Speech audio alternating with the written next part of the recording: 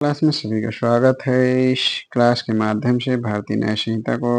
IPC प्रबंधों के साथ पढ़ाया जा रहा है। भारतीय न्याय संहिता की भारतीय न्याय संहिता की क्लास में आज धारा 66 से आगे की धाराओं को पढ़ाया जाएगा। पूर्व के क्लास में अध्याय 5 की धारा 63 से धारा 65 तक के बंधों को विस्तार से पढ़ाया गया। आज धारा 66 यानी भारतीय न्याय संहिता की धारा 66 व आईपीसी की धारा 376 का यानी संहिता की धारा 66 व आईपीसी की धारा 376 का इसमें प्रावधान है कि पीड़िता की मृत्यु या सतत विकृतशील दशा कारित करने के लिए दंड पीड़िता की मृत्यु या सतत विकृतशील दशा कारित करने के लिए दंड का प्रावधान इस संहिता की धारा 66 जो आईपीसी की धारा 376 का से संबंधित है।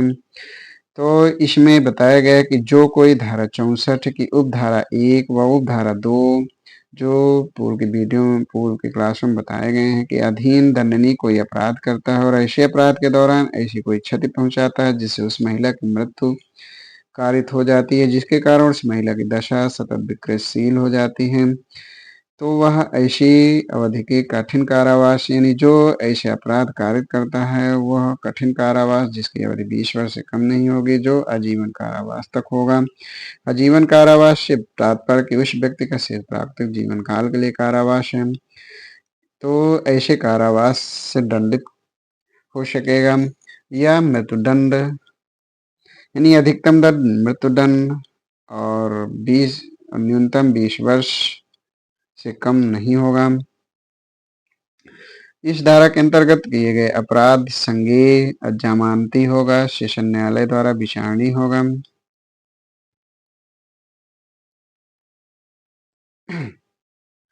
इस संहिता की धारा 67 यानी बीएनएस की धारा 67 व आईपीसी की धारा 376 आईपीसी की धारा 376 जो उत्तराखंड सिविल जज की परीक्षाओं में पूछा जा चुका है। पृथक्करण के दौरान पति द्वारा अपनी पत्नी के साथ मैथुन, तो इस धारा में बताया गया है कि जो कोई अपनी पत्नी के साथ उसकी सम्मति के बिना मैथुन करेगा, जो पृथक्करण है कि किसी डिग्री के अधीन अन्यथा उससे पृथक रह रही हो, तो ऐसा व्यक्ति ऐसे दोनों में से किसी भांत के कारावास से जिसकी अवधि 2 वर्ष से कम नहीं होगी किंतु 7 वर्ष तक हो सकेगी और जुर्माने से भी दंडनीय होगा। और इस धारा के अंतर्गत जो अपराध है वो संज्ञेय होगा, जमानती होगा और सेशन न्यायालय द्वारा विचारणीय होगा, यानी इसमें जमानती होगा और सेशन न्यायालय द्वारा विचारणीय होगा, संज्ञेय होगा। इस संहिता की धारा 68 व आईपीसी की धारा 376 का आईपीसी की धारा 376 का उत्तराखंड एपीओ की परीक्षा में पूछा जा चुका है। तो इस संहिता की धारा 68 है में प्रावधान करता है। इस धारा में प्राधिकार में किसी व्यक्ति द्वारा मैथुन यानी sexual intercourse by person in authority, तो इसमें प्रावधान किया गया है कि जो कोई इसमें का से घटक के प्रावधान है कि जो कोई अपने प्राधिकार की स्थिति में किसी वैश्वासिक संबंध में रखते हुए या लोक सेवक होते हुए या तत्समय प्रबद्ध किसी विधि द्वारा उसके अधीन स्थापित किसी कारागार, प्रतिप्रेषण गृह या अभिरक्षा में कि अन्य स्थानीय महिलाओं या शिशुओं के किसी संस्था का अधीक्षक या प्रबंधक होते हुए, अस्पताल के प्रबंध तंत्र या किसी अस्पताल का कर्मचारी वृंद होते हुए, ऐसी किसी महिला का जो या तो उसकी अभिरक्षा में है या उसके भार साधन के अधीन है या परिसर में उपस्थित है, अपने साथ मैथुन करने हेतु जो बलात्संग के अपराध की कोटि में नहीं आता है, उत्प्रेरित करता है, उत्प्रेरित या विलुब्ध करने के लिए किसी ऐसी स्थिति या वैश्वासिक संबंध का दुरुपयोग करता है, तो ऐसा कारित करने वाला व्यक्ति किसी भांति के कारावास जिसकी अवधि 5 वर्ष से कम नहीं किंतु जो 10 वर्ष तक हो सकेगी और जुर्माने से भी दंडनीय होगा। इस धारा के अंतर्गत जो किया गया अपराध है वो संज्ञेय होगा, अजमानती होगा, सेशन न्यायालय द्वारा विचारणीय होगा। यानी इस धारा के अंतर्गत किए गए अपराध को द्वारा सेशन न्यायालय द्वारा ही विचारणीय होगा। इस संहिता की इस संहिता में मैथुन को डिफाइन किया गया, यानी मैथुन को डिफाइन किया गया है। इस संहिता की धारा 68 है कि स्पष्टीकरण 2 में ये बताया गया कि इस धारक प्रयोजन के लिए धारा 63 का स्पष्टीकरण 1 भी लागू होगा। इस धारा 3 में प्रतिप्रेक्षण, अभिरक्षण, स्थान इन विषय पे बताया गया है। 4 है स्पष्टीकरण 4 में अस्पताल और महिलाओं या शिशु संस्था आदि पदों के विषय में बताया गया है। इस संहिता की धारा 69 यानी इस संहिता यानी बीएनएस की धारा 69 प्रवंचना पूर्ण साधनों आदि का प्रयोग करके मैथुन यानी sexual intercourse by employing deceitful means, तो यह इस प्रकार का प्रावधान आईपीसी में नहीं था। यह न्यू प्रावधान है, यानी धारा 69 प्रवंचनापूर्ण साधनों आदि का प्रयोग करके मैथुन। तो इसमें बताया गया कि जो कोई प्रवंचनापूर्ण साधनों द्वारा किसी महिला को विवाह करने का वचन देकर उसे पूरा करने के किसी आशय के बिना उसके साथ मैथुन करता है, यानी जो ये प्रवंचनापूर्ण साधन या झूठ द्वारा ये गुमराह करके किसी महिला को विवाह करने का वचन देकर उसे पूरा करने के किसी आशय के बिना, यानी वो बिना आशय के उससे शादी करेगा, उसके साथ मैथुन करता है और ऐसा मैथुन बलात्संग के कोटि में नहीं आता है, तो वह दोनों में से किसी भांति के कारावास 10 वर्ष तक की हो सकेगी, दंडनीय होगा और जुर्माने का भी दायी होगा।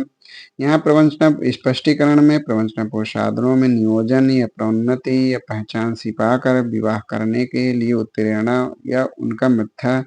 वचन सम्मिलित है। यानी प्रवंचनापूर्ण साधनों में है कि नियोजन का लालच देकर, प्रोन्नति का लालच देकर या पहचान छिपाकर विवाह करने के लिए उत्प्रेरणा या उनका मिथ्या वचन सम्मिलित है।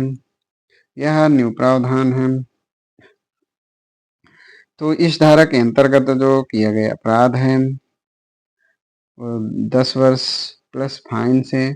और ऐसा अपराध संज्ञेय होगा, जमानती होगा, सेशन न्यायालय द्वारा विचारणीय होगा। इस संहिता की धारा 70 सामूहिक बलात्संग के विषय में प्रावधान करता है, यानी इस संहिता की धारा 70 व आईपीसी की धारा 376 घ। तो इस संहिता की धारा 70 की उपधारा 1 में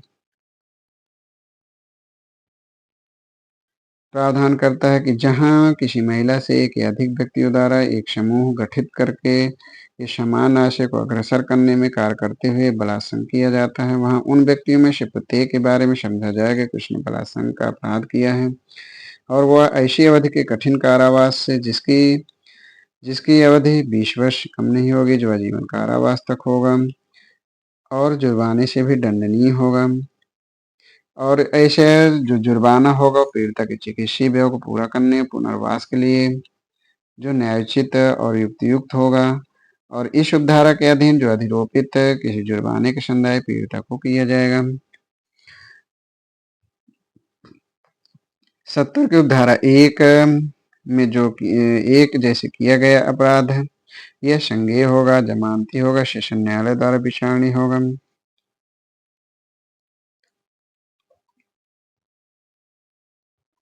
इस संहिता की धारा 70 की उपधारा 2, तो इस संहिता की धारा 70 की धारा 2 में जो आईपीसी की धारा 376 घ और 376 घ ख, जिसमें 16 और 12 वर्ष से कम आयु के स्त्री के विषय में बलात्संग के विषय में प्रावधान है, और 70(2) में यानी इस संहिता के 70(2) में 18 वर्ष से कम आयु की, तो जहां 18 वर्ष से कम आयु के किसी महिला से एक या अधिक व्यक्तियों द्वारा एक समूह गठित करके या समान आशय को अग्रसर करने में कार्य करते हुए बलात्संग किया जाता है, तो वहां उन व्यक्तियों में से प्रत्येक के बारे में समझा जाएगा कि उसने बलात्संग का अपराध किया है, और वह आजीवन कारावास और जुर्माने से या मृत्युदंड से दंडनीय होगा, यानी आजीवन कारावास प्लस फाइन या मृत्युदंड। इस संहिता के जो इस संहिता के अंतर्गत किया गया अपराध संज्ञेय होगा, जमानती होगा और सेशन न्यायालय द्वारा विचारणीय होगा। इसके परम तुक में है कि ऐसा जुर्माना पीड़िता के चिकित्सीय व्यय को पूरा करने के लिए पुनर्वास के लिए न्यायोचित और युक्तियुक्त होगा। और इस उपधारा के अधीन जो अधिरोपित जुर्माना है वो उसका संदाय पीड़िता को किया जाएगा। इस संहिता की धारा 71 व आईपीसी की धारा 376 अंगा। इस संहिता की धारा 71 में पुनरावृत्तिकर्ता अपराधियों के दंड के विषय में प्रावधान करता है, यानी punishment for repeat offenders. IPC की धारा 376 अंगा जो उत्तराखंड सिविल जज व एमपीएचजेएस की परीक्षाओं में पूछा जा चुका है। तो जो कोई धारा 64 या 65 या धारा 66 या धारा 70 के अधीन किसी अपराध के लिए पूर्व में दोष सिद्ध किया गया है और तत्पश्चात उक्त धाराओं में से किसी के अधीन दंडनीय किसी अपराध के लिए दोषित ठहराया जाता है तो वह आजीवन कारावास जो उसके शेष प्राकृतिक जीवन काल के लिए कारावास से अप्रेत है या मृत्युदंड से दंडनीय होगा, यानी आजीवन कारावास से या मृत्युदंड से दंडनीय होगा। और इस धारा के अंतर्गत किया गया अपराध संज्ञेय होगा, जमानती होगा, सेशन न्यायालय द्वारा विचारणीय होगा।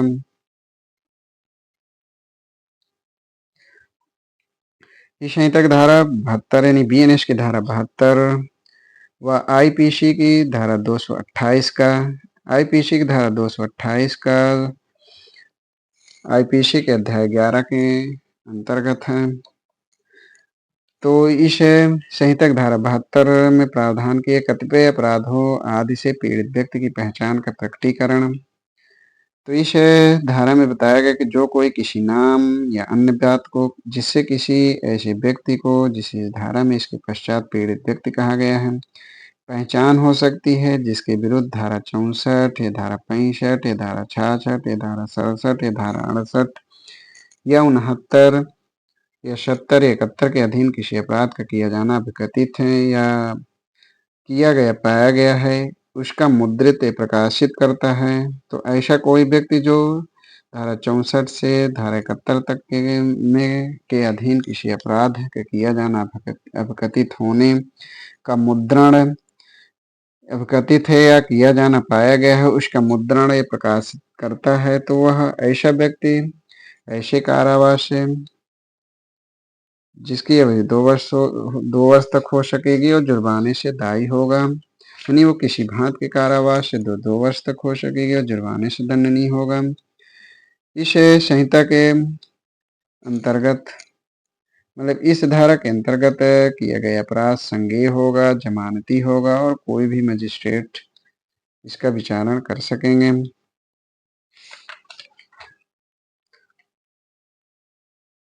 दो आईपीसी की धारा 228 का जो विभिन्न एपीओ और सिविल जज की पूर्व परीक्षाओं में पूछे जा चुके हैं। इस संहिता यानी 72 की धारा 2 उपधारा 72 की उपधारा 2 में बताया गया है कि उपधारा 1 की किसी बात हो का विस्तार किसी नाम या अन्य बात के मुद्रण प्रकाशन पर यदि उससे पीड़ित की व्यक्ति की पहचान हो सकती है तब नहीं होता है, यानी उपधारा 1 में जो बताया गया कि किसी नाम या बात का मुद्रण प्रकाशन यदि उससे पीड़ित व्यक्ति पहचान हो सकती है तब नहीं होगा, उसका विस्तार तब नहीं होता है जब ऐसा मुद्रण प्रकाशन पुलिस थाने के भाषाधक अधिकारी के या ऐसे अपराध का अन्वेषण करने वाले पुलिस अधिकारी के जो ऐसे अन्वेषण के प्रयोजन के सद्भाव पूर्वक कार्य करता है द्वारा या उसके लिखित आदेश के अधीन किया जाता है। पीड़ित व्यक्ति द्वारा उसके लिखित प्राधिकार से किया जाता है। जहाँ पीड़ित व्यक्ति की मृत्यु हो चुकी है या वह शिशु या विकृत है वहाँ पीड़ित व्यक्ति के निकट संबंधी द्वारा उसके लिखित प्राधिकार से किया जाता है तो उपधारा 1 का विस्तार इसमें लागू नहीं होगा, परंतु निकट संबंधी द्वारा कोई भी ऐसा प्राधिकार किसी मानवता प्राप्त कल्याण संस्था या संगठन के अध्यक्ष सचिव चाहे उसका जो भी नाम हो भिन्न किसी अन्य व्यक्ति को नहीं दिया जाएगा। इस संहिता में जो स्पष्टीकरण है वो मान्यता प्राप्त कल्याण संस्था संगठन से तात्पर्य के विषय में बताता है कि केंद्रीय सरकार या राज्य सरकार द्वारा इस संबंध में मान्यता प्राप्त कोई समाज कल्याण संस्था संगठन प्रेरित है। इस संहिता की धारा 73, तो इस संहिता की धारा 73 व आईपीसी की धारा, इस संहिता की धारा 73 का प्रावधान आईपीसी में नहीं है। तो अनुमति के बिना यह न्यू प्रावधान है। तो इस संहिता की धारा 73 में अनुमति के बिना न्यायालय की कार्यवाही में संबंधित किसी मामले का मुद्रण या प्रकाशन करना। तो इस में बताया गया कि जो जो कोई धारा 72 में निर्दिष्ट किसी अपराध की बाबत किसी न्यायालय के समक्ष किसी कार्यवाही के संबंध में कोई बात उस न्यायालय की पूर्व अनुमति के बिना मुद्रित या प्रकाशित करता है, तो वह दोनों में से किसी भांति के कारावास दंडित किया जाएगा, जिसकी अवधि 2 वर्ष हो सकेगी, और जुर्माने से।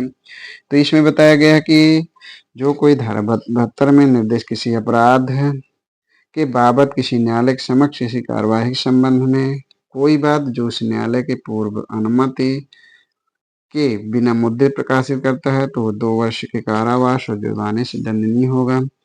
और इस धारा के अंतर्गत जो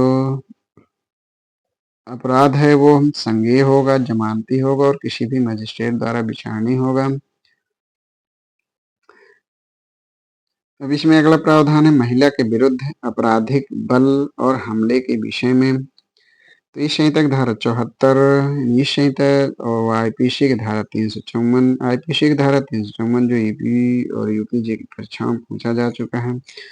तो इस संहिता की धारा 74 और आईपी की धारा 354 महिला की लज्जा भंग करने के आशय से उस पर हमला या आपराधिक बल का प्रयोग। तो इसमें बताया गया कि जो कोई किसी महिला की लज्जा भंग करने के आशय से संभाव जानते हैं कि इसके द्वारा वह उसकी लज्जा भंग करेगा, उस महिला पर हमला करता है, आपराधिक बल का प्रयोग करता है, तो ऐसा व्यक्ति किसी भांति के कारावास से जिसकी अवधि 1 वर्ष से कम नहीं होगी, जो 5 वर्ष तक हो सकेगी, और जुर्माने से भी दायी होगा। और इस संहिता की धारा 74 के अंतर्गत किए गए अपराध संज्ञेय होगा, जमानती होगा और किसी मजिस्ट्रेट द्वारा विचारणीय होगा। तो इस प्रकार आज इतना ही। धारा 74 के आगे की धाराओं को अगली क्लास में पढ़ाया जाएगा। धन्यवाद।